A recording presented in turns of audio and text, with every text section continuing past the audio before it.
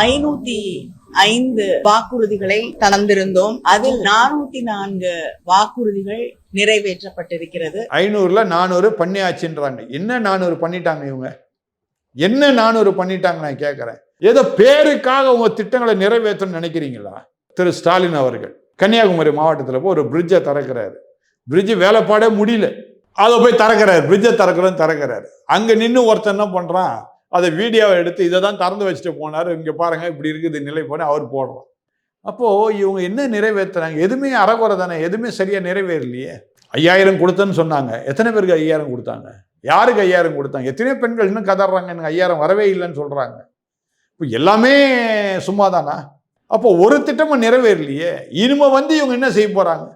இருக்கிறதே மொத்தமா கொள்ளையடிச்சிட்டு போயாச்சு. என்ன சார் எப்ப பார்த்தாலும் கொள்ளையடிச்சிட்டேன். வேற என்னங்க பண்றாங்க? ஸ்டாலின் அவர்களுக்கு சொந்தமா கார் கூட கிடையாது சார்.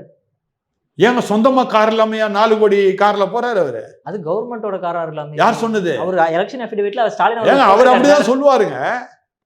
விட்டா நீங்க தான் நன்கொடை கொடுத்துருன்னு சொல்லிடுறாரு. அவர் காரை நீங்க தான் வாங்கி கொடுத்தேன்னு சொல்லுவாரு.